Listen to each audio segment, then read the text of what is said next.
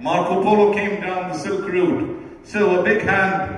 So that's the beautiful scarf being donned around the neck of the awardee by Professor Luigi Moyo.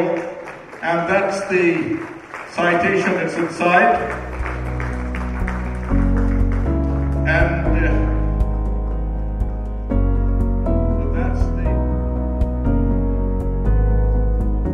Techno India গ্রুপের কর্ণধার তথা sister Nivedita ইউনিভার্সিটির chancellor সত্যম রায় চৌধুরীর মুকুটে ফের যোগ হলো নয়া পালক। এবারের শিরোপা দেশ ছাড়িয়ে বিদেশের মাটি থেকে। শিল্প ও শিক্ষা ক্ষেত্রে অসামান্য অবদানের স্বীকৃতি হিসেবে ইতালির তুরিনের বিখ্যাত আলবার্টিনা একাডেমি অফ ফাইন আর্টসের 2024 সালের অনারারি একাডেমিশিয়ানের মর্যাদাপূর্ণ উপাধি দেওয়া হলো সত্যম রায় চৌধুরীকে। এর জন্য ইতালি সরকার সহ সেখানকার মানুষজন এবং টেকনো ইন্ডিয়া গ্রুপের শিক্ষক শিক্ষিকা সহ সকলকেই ধন্যবাদ জানিয়েছেন টেকনো ইন্ডিয়ার কর্ণধার তথা সিস্টার নিবেদিতা ইউনিভার্সিটির চ্যান্সেলর সত্যম রায় চৌধুরী।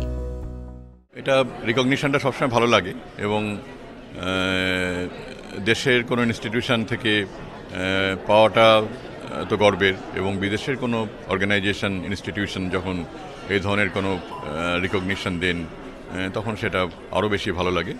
আর যে ইনস্টিটিউশন থেকে এটা আমি পাচ্ছি, আলবার্টিনা ইনস্টিটিউট অফ ফাইন আর্টস, এবং তারা অ্যাকচুয়ালি অনেক পুরনো একটি প্রতিষ্ঠান, প্রায় 400 ইয়ার্স ওল্ড একটি প্রতিষ্ঠান, এবং এটা ইটালি গভর্নমেন্টের একটা অর্গানাইজেশন। তারা যখন রিকগনিশনটা দিচ্ছে তখন ভীষণ ভালো লাগছে। Thanks Italy government, Italy organisation, people of Italy, and আমার সঙ্গে যারা আছেন, আমার ছাত্রছাত্রী, আমার শিক্ষক শিক্ষিকাবৃন্দ, আমার কলিগস, অ্যান্ড আমার সঙ্গে যারা আমার সঙ্গে আছেন এতদিন ধরে আমার কাজের সঙ্গে, তাদের সবাইকে থ্যাঙ্কস জানাই। আলবার্টিনা একাডেমি অফ ফাইন আর্টসের পক্ষ থেকে সত্যম রায় চৌধুরীর হাতে এই উপাধি সম্বলিত স্মারক তুলে দিলেন কলকাতায় অবস্থিত ইতালির consul general HE. Ricardo ডাল্লা Costa.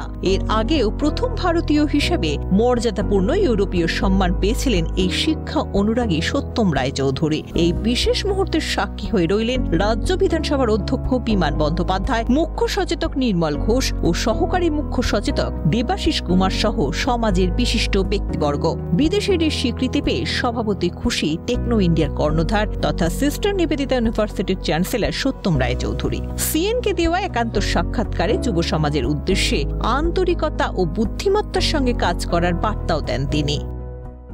আরও ভালো কাজ করতে হবে, কাজটাকে কাজের মতো করতে হবে, হ্যাঁ, কাজটাকে উইথ হার্ট অ্যান্ড ব্রেন করতে হবে, কারণ কোনো কাজ তখনই ভালো হয় যেটা উইথ হার্ট ভালোবেসে করা হয়, সেটাই ভালো।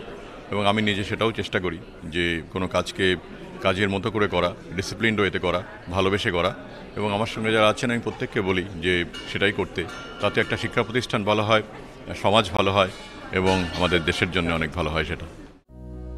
তাঁর এই দীর্ঘ 40 বছরের পরিশ্রম ও তার প্রাপ্তি ভাগ করে নিতে চাইলেন তার সতীর্থদের সঙ্গে। তিনি জানালেন আগামী দিনে তাদের লক্ষ্য স্কিল ইউনিভার্সিটি ও স্পোর্টস ইউনিভার্সিটিকে সম্পূর্ণ করে সমাজের কাজে ব্যবহার করা।